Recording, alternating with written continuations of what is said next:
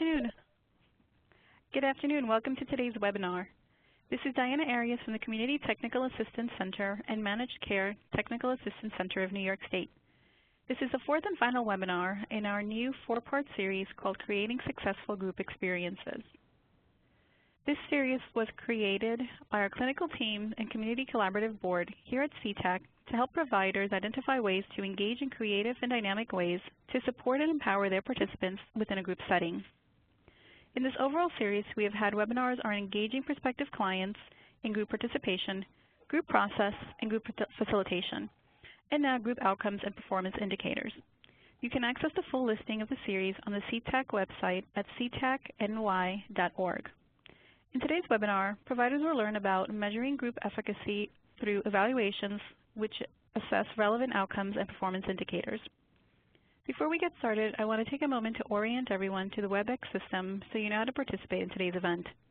Please note that upon joining the webinar, you have been placed on mute to avoid any background noises that may distract others from listening to the presentation today. If you come across any technical issues during today's event, please chat to the host who will be able to assist you. If you will have the opportunity to submit questions for the Q&A portion of today's presentation by utilizing the chat box, which is located on the right-hand side of your screen. If it's not visible, click the dialog bubble on the top right toolbar and it should appear. In order to ensure that we are able to answer as many questions as time permits, we are requesting that you send in your questions at any point during the webinar, and we will address them during the Q&A portion. We are excited to have Dr. Tony Salerno with us today for the titled presentation, Evaluation, Group Outcomes, and Performance Indicators. Once again, thank you for joining us, and at this time I will turn it over to Tony. Okay, thanks a lot, Morgan. Appreciate that, and welcome everyone. I think you may have heard me on the webinar focused on group facilitation, and I mentioned at that time, that I got introduced to group work back in 1980. Believe it or not, I'm a little bit on in years, and running a day hospital and running continuing treatment programs, which was very group focused. I had the experience of running probably a minimum of 10 groups a week, all sorts of different topics, because our clients stayed with our program most of the day. And so at that time, I must tell you, we didn't really spend much effort around looking at outcomes and performance indicators. I mean, for us, pretty much if you showed up and there was not any problem in the group itself, we were pretty happy. And it was a pretty low standard. It's like getting through the group without anything bad happening. And so the world has changed, right? So that how do we really answer some really important questions around the efficacy, the effectiveness of the things that we do? It takes a lot of effort and work to be running groups. There are many, many challenges I had mentioned on the last webinar. Most folks don't get trained very well, particularly in working in groups with individuals with serious mental health challenges. So this issue of outcomes and performance indicators is becoming increasingly important, and in a value-based system of care, it's becoming very, very important. And so I really want to just kind of focus on what's some of the areas for us to consider, for the system to consider, in trying to answer a really very important question, which really is this question. Let's see, I'm trying to go to the next slide here. Let's see. Okay. Nope, let me just go back a little bit. Okay, and here's the question. How do we know that the group is achieving its aims and benefiting clients in the way that they want to benefit? That's ultimately sort of the big question. And really that means we need to focus on, well, how do we answer that question? What are the indicators of that? And measures that indicate your improvement efforts, that you're moving in the right direction. It isn't like one of those yes, no types of outcomes. This has been helpful, this has not been helpful. And of course, one of the biggest challenges is that you have diversity of individuals with their own person-centered types of goals. And maybe that's really one of the challenges, especially if you take a person-centered kind of perspective, that it isn't like everybody in the group figure out where they start out and then let's take a look at where they end up in a measure or in an area that we clinically believe is important, but that may not be the same thing as what the client believes and wants that's important. So these measures, they of course need to be reliable, but as important to be reliable, they got to be really practical, right? That you can collect in a pretty easy way. They have to be fairly simple, understandable, but at the same time, got to be like really meaningful. It really does tell us something about the impact of the work we're doing on the client's experience, right? So that there is some positive change and that there's progress that the individual is making in an area that has brought them into treatment to begin with, right? So it's not about progress in any kind of area, but somehow that progress is really related to addressing the very purpose of the service system that we have. And we can often accomplish this with really counting or scoring by hand. You know, unless you have a very sophisticated QA department that can actually bring in resources to examine, you know, outcomes, well, then that's great. But most folks really don't have that. And even those who do are not able to really answer these questions, except by doing, you know, sort of like general surveys and things like that. But we need to go a little bit further than that. So I want to first start out with getting a sense of what your current situation is. So I just have one poll question really in this hour-long webinar. And it's really if you could just share with me and also the others who are on the webinar, what best describes your current answer to this question? How do you know that the group is helpful? Now, A, if you've measured a number of key outcomes and can definitely show the benefit, just imagine you had an auditor for Medicaid who's sitting in on the group and sat in on it for the entire group. And it keeps asking you the question, so, you know, how's it going here? What are we paying for here? And what's the outcomes? So if you have measured a number of key outcomes and definitely showed benefit, that's A. B is we have at least one solid measure of benefit. C is we don't have hard data, but we have very promising anecdotes or observations. And then D, well, at this time, we only have like a sense that things are going in the right direction. So what best describes your answer given those four options? I'll just give you a moment to indicate that.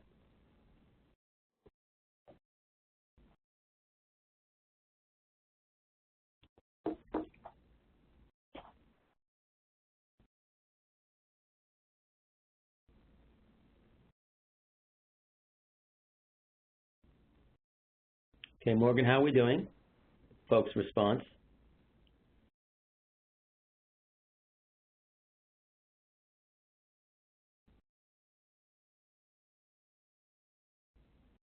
Okay, since it looks like really very few, I'm just not quite sure how to interpret this.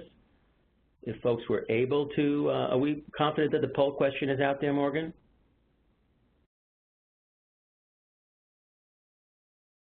Okay, so actually this doesn't really tell us very much. Sounds like most people did not answer. So either the question is a little confusing, or folks are not quite sure, you know, what the meaning is, you know, around this. But anyway, I do want you to think about that. If you're in the at this time we only have a sense that things are going, the 13% who said we don't have hard data, I would say that that's pretty much the most common finding that I have.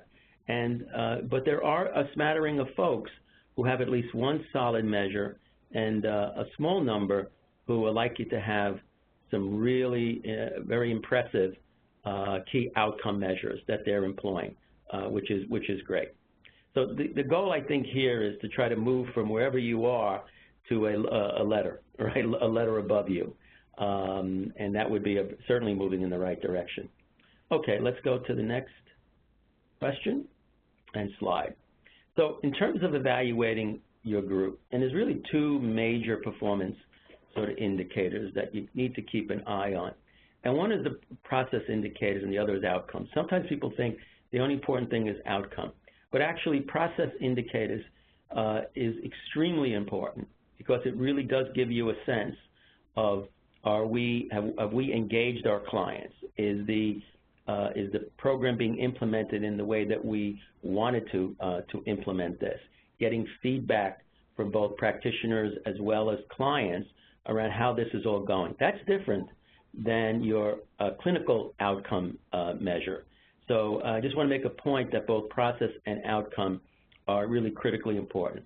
And those two sources of data, sometimes you have some quantitative stuff, and you really have a numerical value, right? So you can express it in terms of, a self-report of pre and post measures. You have a numerical type of survey. You got numbers that you can attach to this. And then, of course, there's qualitative data, which in many ways really brings some fullness and meaning to some of the kind of numbers data that's out there. And sometimes you can have, oh my goodness, I worked for the Office of Mental Health for 30 years. So you have like mountains of data, but you have no information. And what I mean by that is you have to turn data into really information that informs you and organizations of what's going on and how to make some improvements. So the qualitative data around having focus groups and your clinical observations and interviews and surveys involving some kind of written feedback, I mean, those are the sources of bringing some meaning. And so I just want to make the point that this is not just about quantitative data, but qualitative data. And in research, this is often called sort of a mixed methods, where you have a combination of both. You have both some numbers that you can look at, see some trends, so you can answer questions like percentages or the frequency of things or how strongly folks have improved in certain areas. But the qualitative is also critically important. And everyone who's running groups and is involved clinically knows that that is often the source of information. Okay, let me go to the next slide here. So the quantitative, right? As I mentioned, it really refers to the counts and ratings, numerically presented data. So the qualitative, you can look at focus groups.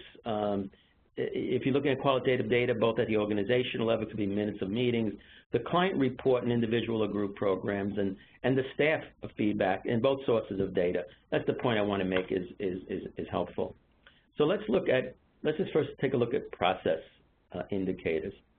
They basically help you to monitor and track the degree to which you're facilitating the group as you envision. You go in there with an idea or a plan. Practice fidelity is one of the examples of the process indicator. Now, last webinar, I talked about the ropes format, and I really tried to make the case that that particular approach in theme-centered groups, from both my experience and really the experience of many, many folks who've used this model, because it aligns so much with adult education, that you'd want to know, am I using the ropes approach? And for those of you who were on the last webinar, just as a reminder, the ropes is really an educational process in a group, goes from the beginning, middle, and end, and each of those letters stands for something like a review, an overview, your presentation, exercise, and your summary. And that's a kind of a very straightforward sort of approach. So if you took that to heart and you said, gee, I want to introduce the ropes kind of model, I want to experiment with it, I want to see how it can be beneficial, that's a process sort of indicator. Is the group facilitator employing a particular framework or model in this group?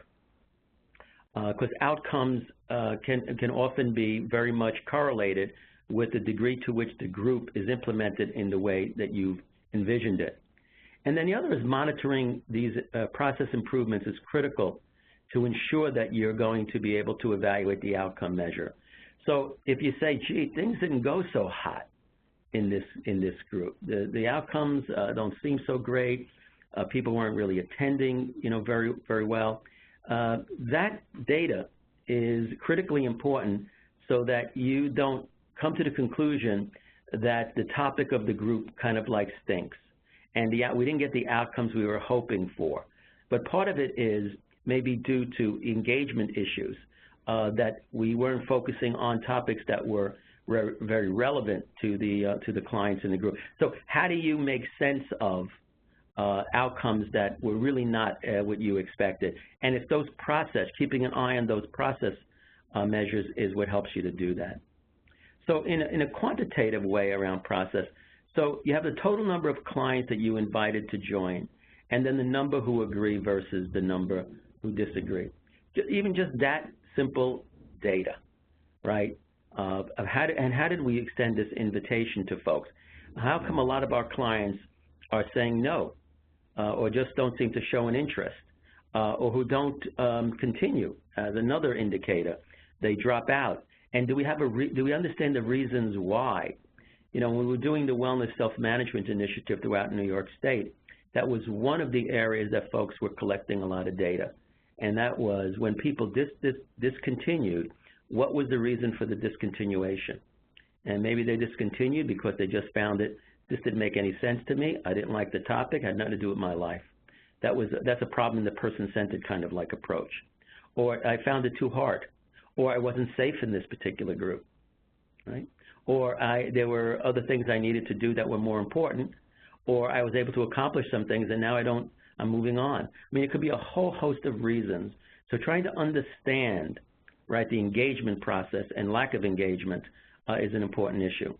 The qualitative piece of it is actually having an opportunity to chat with folks who've decided to discontinue, and to have a better sense of, you know, tell us a little bit about why it seemed the group was not something that was really meeting your needs, and give us some insight into that. Those are not outcomes, right? Those are not your expected outcomes, but they are part of the process of implementation, and getting that feedback, it can be critical in understanding how you can improve things so that you're less likely to have dropouts and more likely to have people who are committed to the group and begin to accomplish some of the goals that the group was designed to accomplish. Getting feedback from staff, right, their perceptions of what was going on in the group, the challenges in facilitating the group is also an important piece of it, you know, as well. Okay, so I just want to make that point. And now when it comes to some of these process questionnaires for like group behavior, I do want to direct you to something. I can't give you too much information because this is proprietary, but there is an outcome questionnaire for group behavior. And you have the reference there and any of the numbers that you might want to, if you were interested in this, because it is proprietary, there is a license that's required. I don't get a sense that it's prohibitive at all in costs. But if you wanted to learn more, I wanted to, you know, make you aware, you know, of this. So this is one of the few kind of questionnaires for like group behavior. And this is very much a process kind of approach, trying to get a sense of even in the preparatory stage of engaging clients. So seeing where people are even in the beginning, you could do this as a pre and post to get a sense of how that person really engages in the group work. So here are just some sample questions. When I am with a group of people who are talking about a topic that I feel strong about, how likely am I to express my opinion? And you can, you know, very likely and not likely. I like to share my feelings with others. Usually in the preparation of engaging somebody, we never really ask these questions, or very rarely. If you do, God bless you. But we often don't engage folks in really thinking through, gee, is a group really right for me? So, and also if you're in the group, you may want to get a sense of where are folks right now and how they describe their behavior in a group, and then doing at a later point to see if through the group experience you've created an opportunity for folks to be able to be with others in a social setting and to be able to interact with others effectively. Because that's the other piece around all of running groups. Now, while at the same time, your goal is not that I want to make you a group member, make you an effective group patient.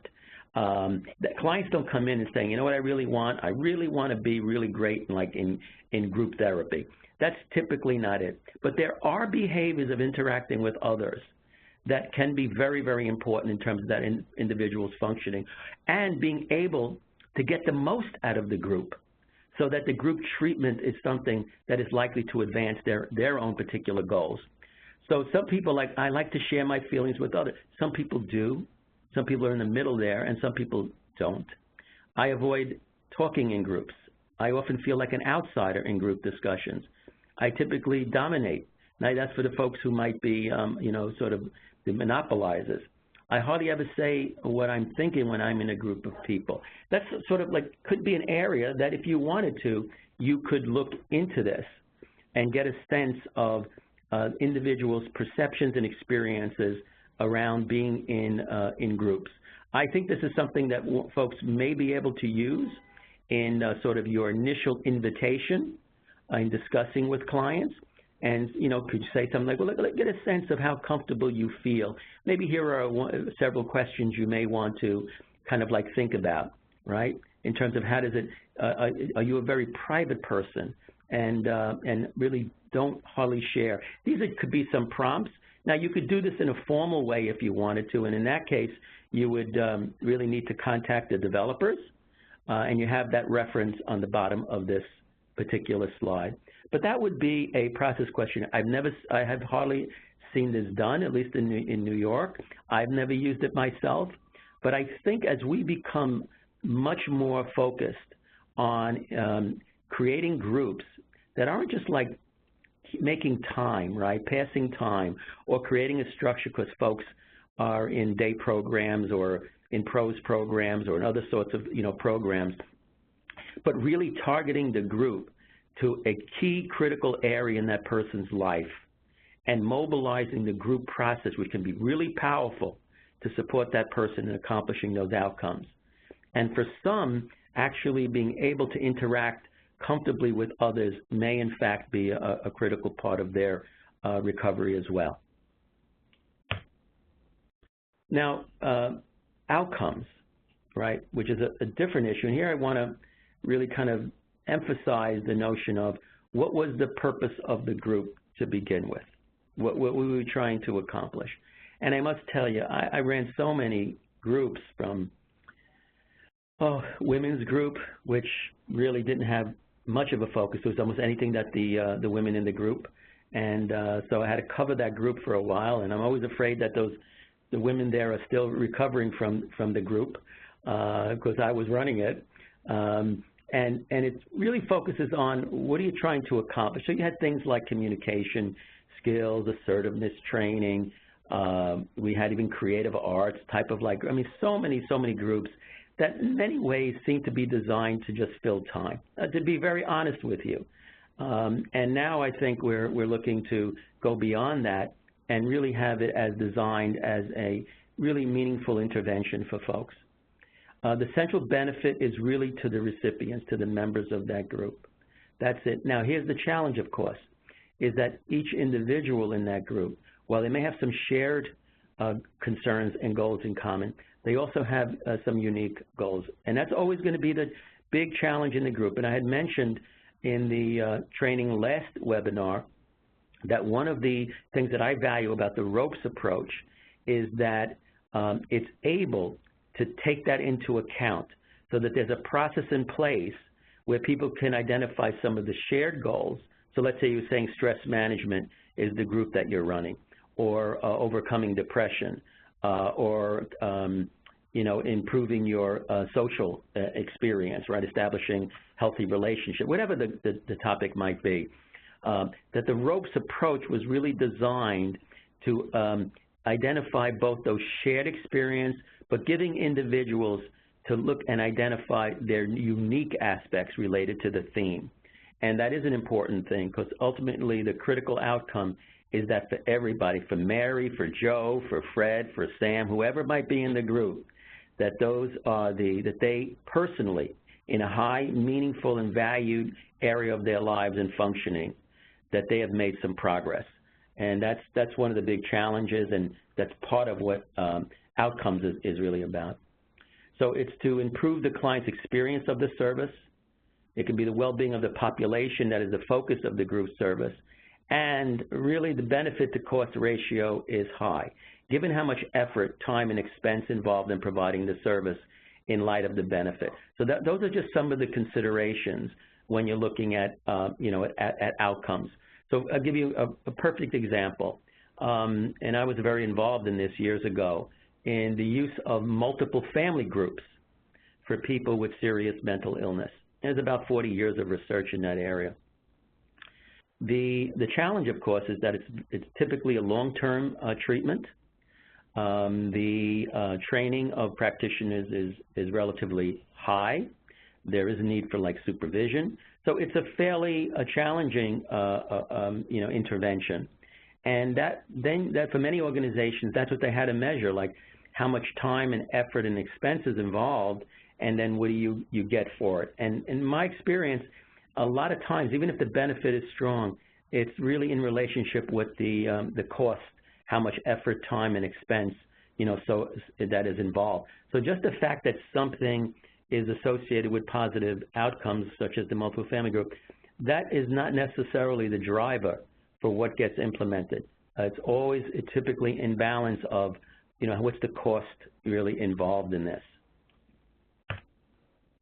So let me give you some examples, right, of indicators. And this is depending on, some of them may seem like organizational kinds of outcomes.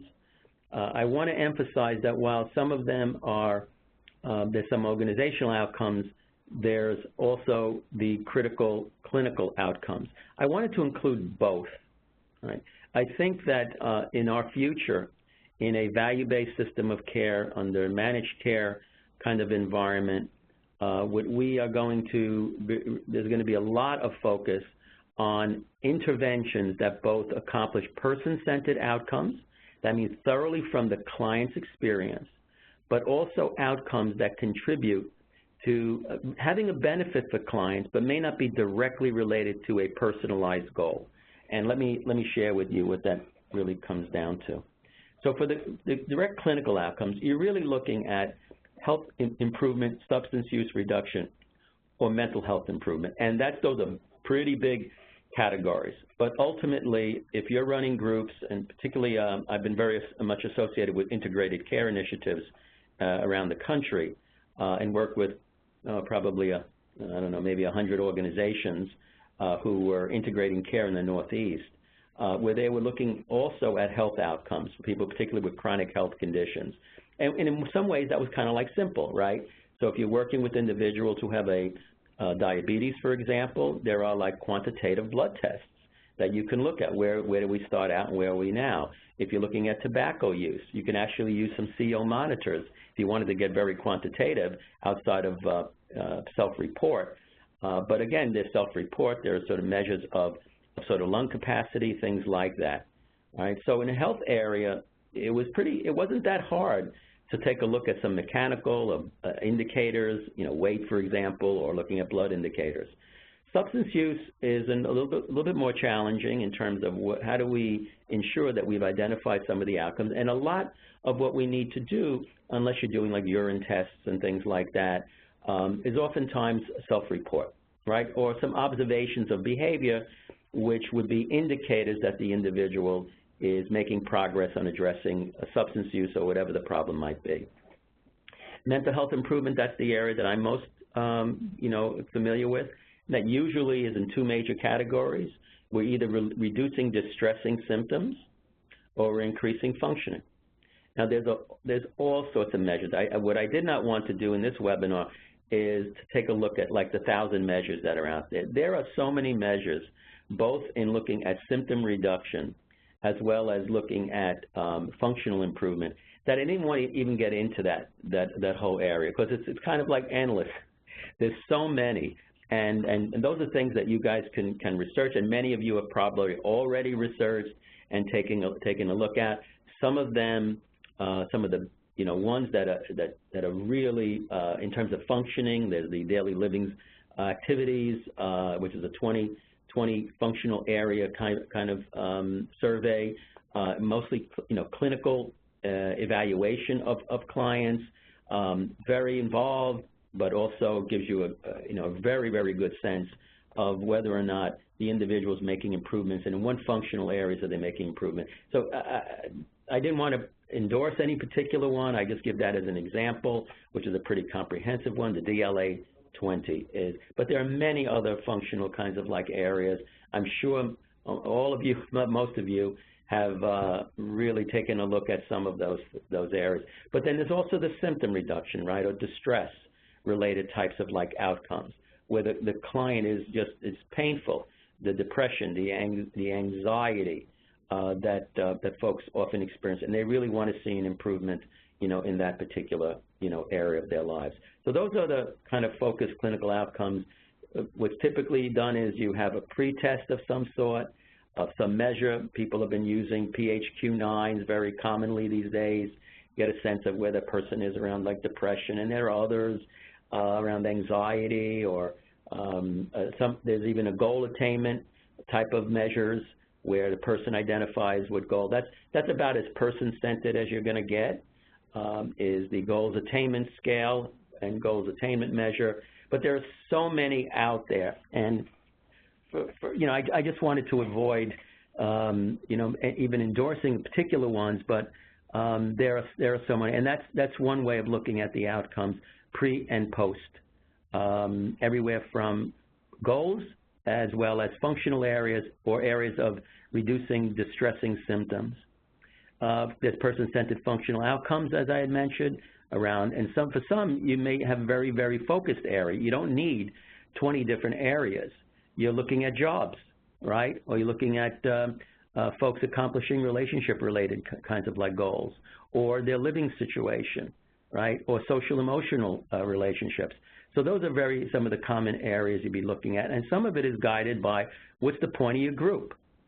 And if folks were to accomplish what your group is designed to accomplish, how would that improve their lives?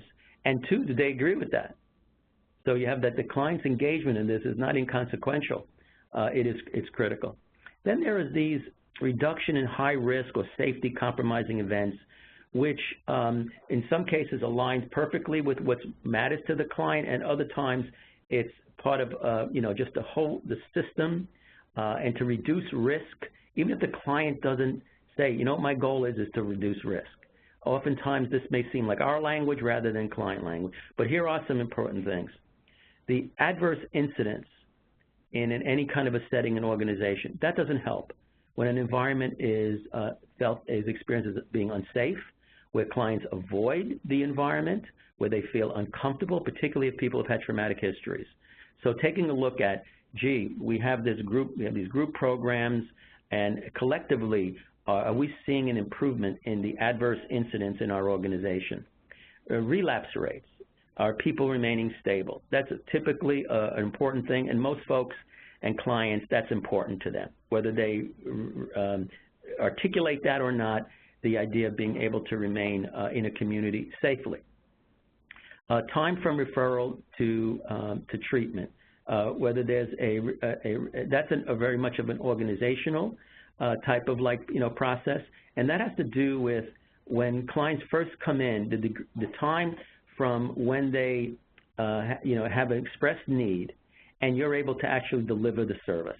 That's going to become, I put it in there because this is going to become an increasingly important aspect. The longer that time is, the less likely the person will connect. So engagement is a critical piece, and that's an area you guys might want to keep track of. For, in hospitals, there's still some restraint and seclusion. How when people leave, how quickly they are readmitted, the diagnostic and treatment appropriateness. You can kind of take a look in groups whether it's really designed for individuals who have some shared diagnostic kind of issues. Emergency room utilization, hospitalization, and then of course, while these tend to be a little bit more process oriented, for many organizations, the issue of attendance, kept appointments, and client satisfaction, not just a nice thing, it's really critical of whether you're able to continue offering, groups. So there's a lot of examples. I tend to want to keep focused on those top areas of the clinical outcomes and the person-centered functional outcomes. But one can ask the question, if we develop our, what kind of group programs do we have? Are we able to engage folks in that? Does that, increasing the social connection of people to each other, is that significant in also improving some of these high-risk and safety-compromising types of events? And again, organizations and systems are going to be very interested in understanding that, of whether group modalities really adds value to reducing utilization and risk, especially high expensive utilization that often clients want to avoid as well. Okay, so I have an outcome questionnaire. I mentioned the process questionnaire before, and this is really coming from the same group. Now, I've seen this questionnaire being used, again, this is just an example, in the state of Utah, where all the clinics will administer the same questionnaire before folks get into treatment and then after they leave treatment, whether it's individual or group treatment. I'm showing you the outcome questionnaire 10. That's a brief one. I was able to get, they gave me permission to just share some of these items. There's actually an OC 35. They're in much more in-depth questions. And they really take a look at person's overall functioning, overall sense of comfort and satisfaction in life. And what they do in Utah, which is fascinating, I can't imagine this being done in New York, but in Utah, all the major clinics there and mental health centers, they all use the same questionnaire. They all report on the same items, both pre and post.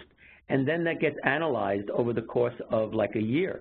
And they're able to display a graph for all the clinics and where their performance is for their clients with respect to where were the clients, where were they in terms of these questions about both of their functioning and symptoms and satisfaction and quality of life, and where were they after treatment, both individual and group treatment.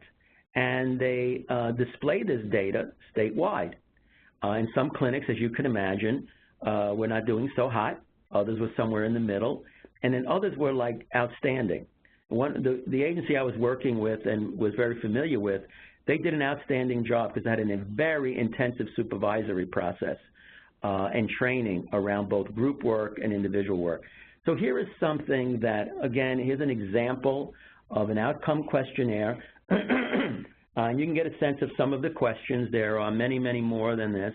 But it's really completely from the client's subjective experience.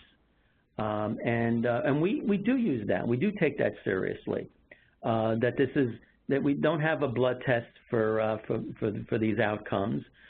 We can't always be 100% confident in our own observations. But the client's experience is certainly one of those very, very important areas. But I'll share you also some others that goes beyond the client self-report and really introduces the observations of the practitioner. So the reference, again, is on the bottom of that if you wanted to learn more about it.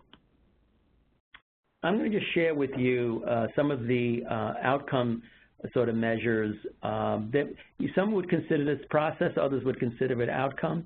I'm not going to get into trying to worry about the distinctions, but this is important information for you. And it's important information to gather from clients. And this is a lesson-by-lesson helpfulness scale.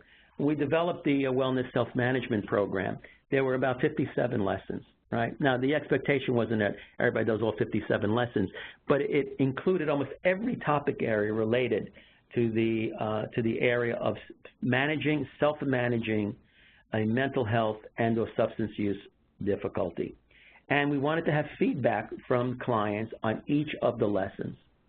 And so this is focused on the client's alignment, the lesson's alignment, that topic or that session, its alignment with what the client finds helpful or not.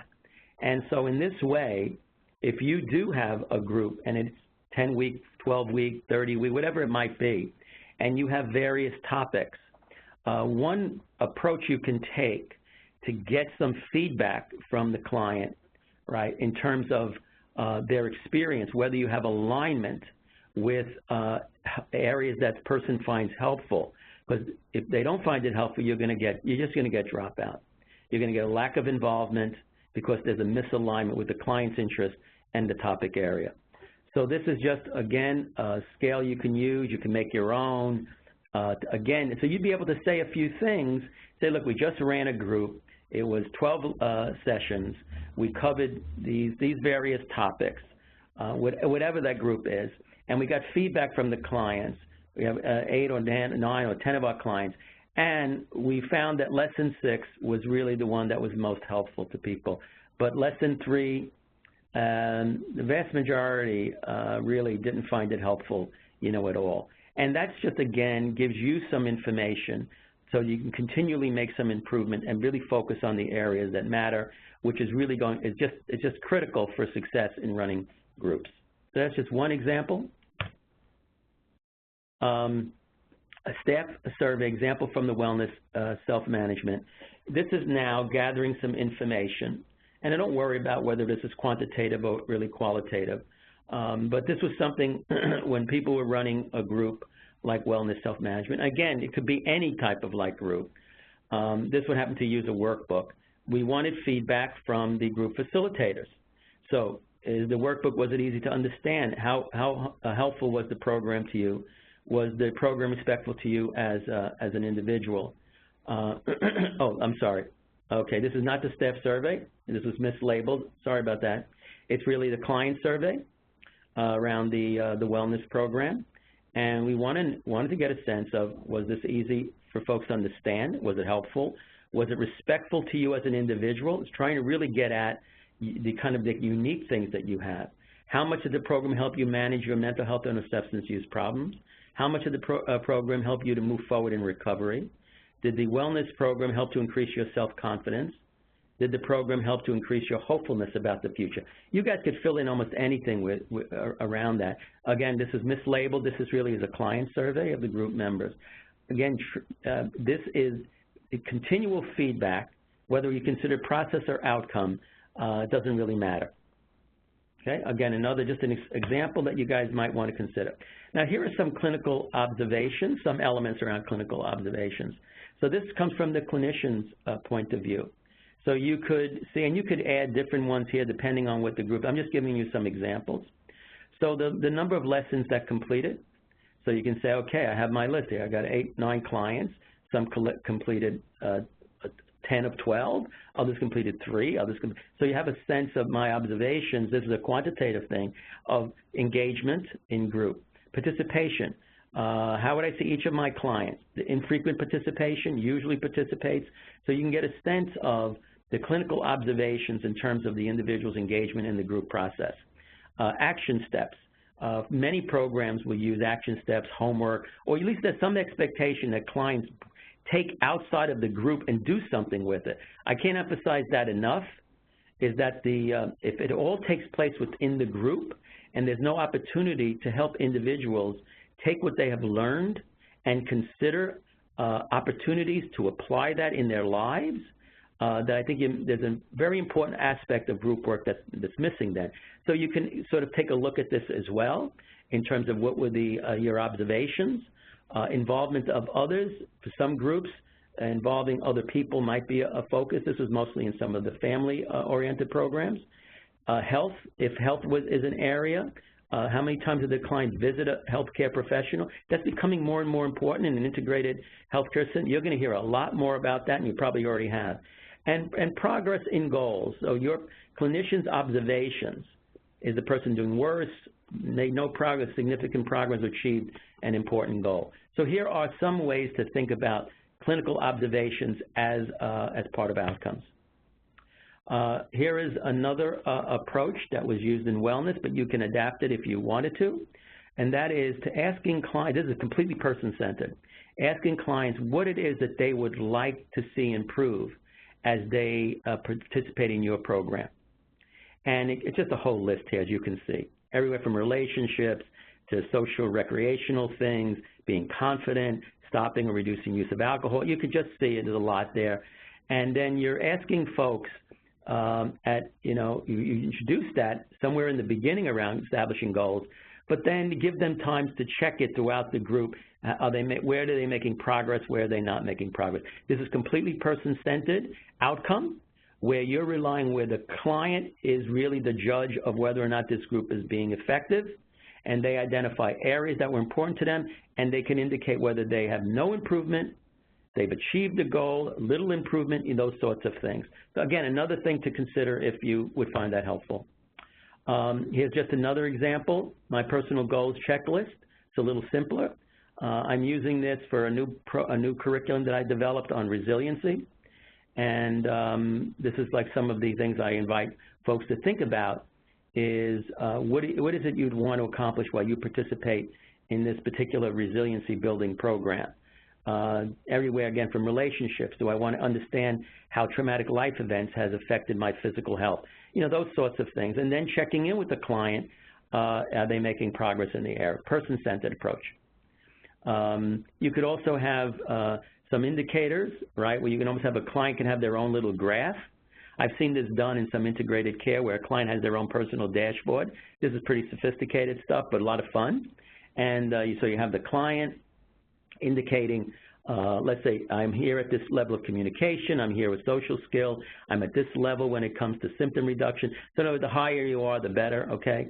Self-care, medication, I mean, you could replace that with almost anything.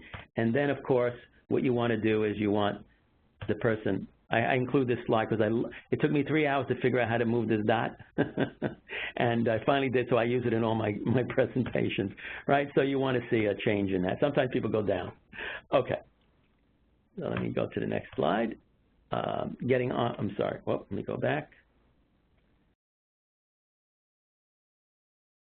Okay, so getting ongoing feedback from your client. I think this is like critically important. You don't want to find out that, gee, that wasn't all that helpful at the end of the group, right?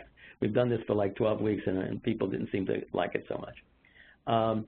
And there's a sort of a more sophisticated approach to this called feedback-informed treatment that someone named Scott Miller has a whole proprietary program around that. But essentially what it really means is don't end a group with, okay, I'll see you guys next group. It's at the end of each group having some very specific questions that you want clients to share with you. And so you want to look at to what degree folks understood what was going on. So a question like, what was the main point of today's group? If people have no clue, that gives you an idea.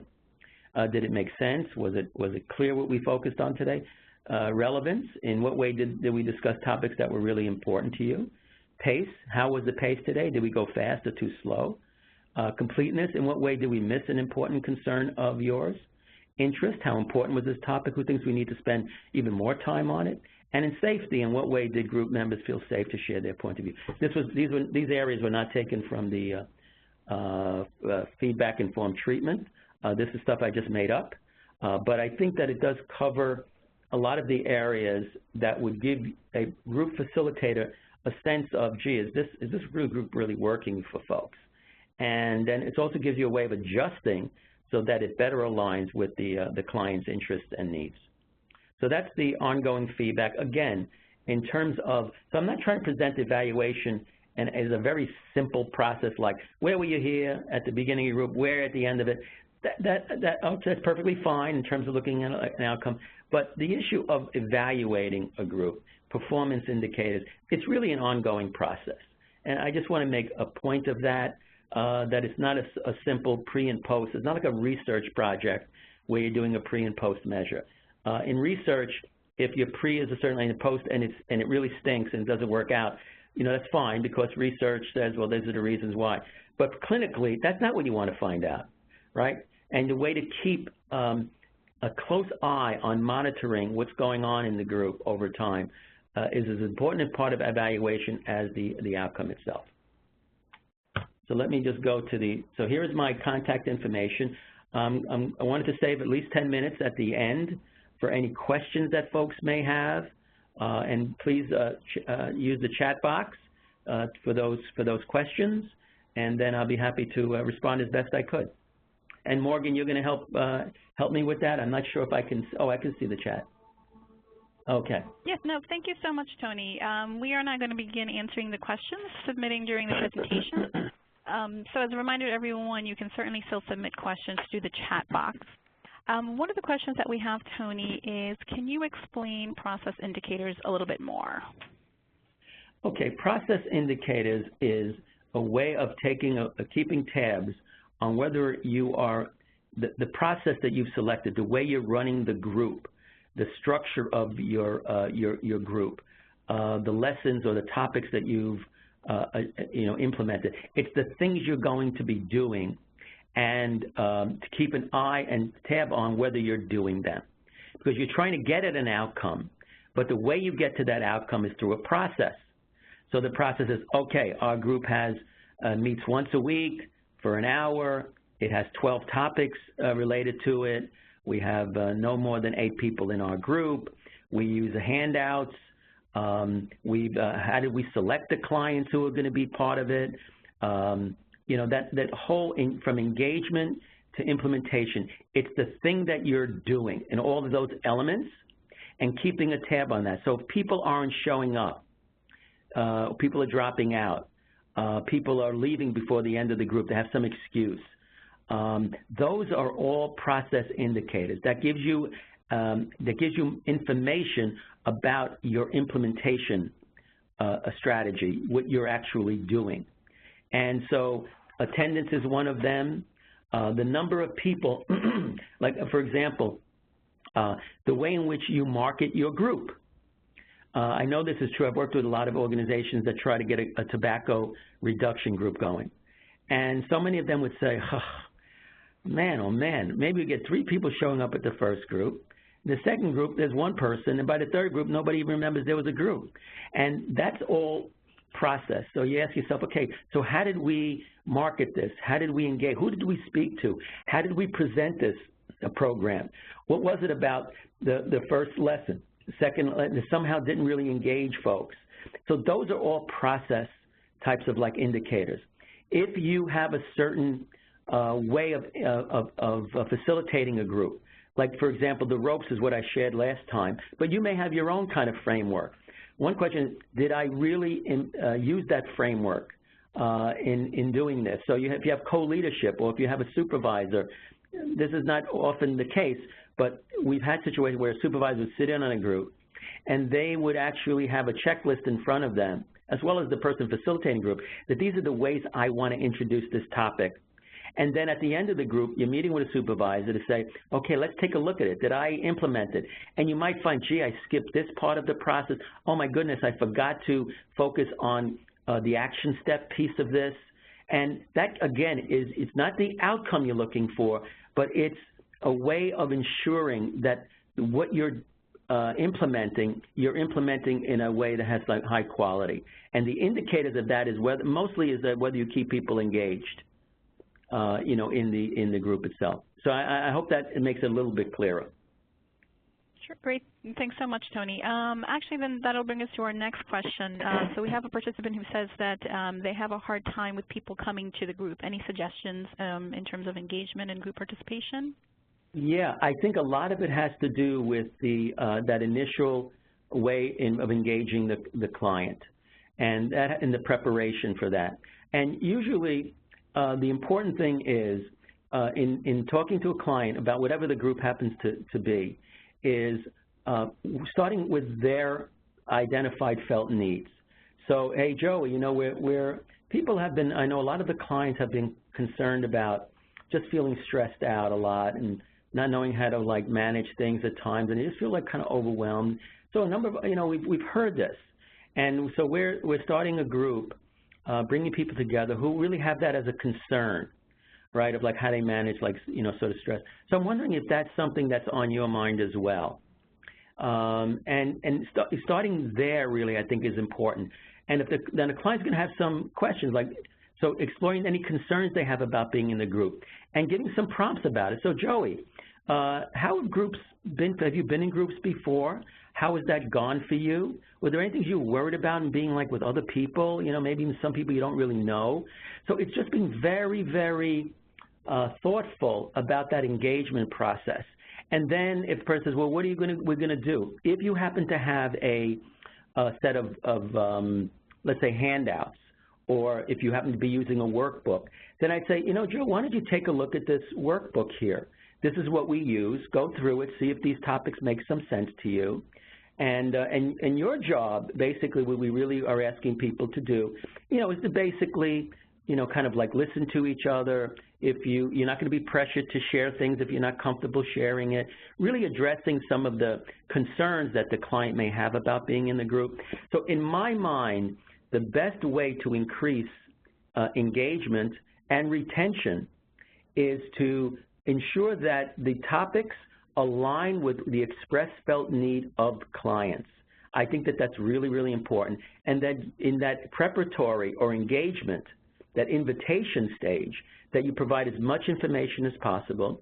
And also the idea of like what's expected.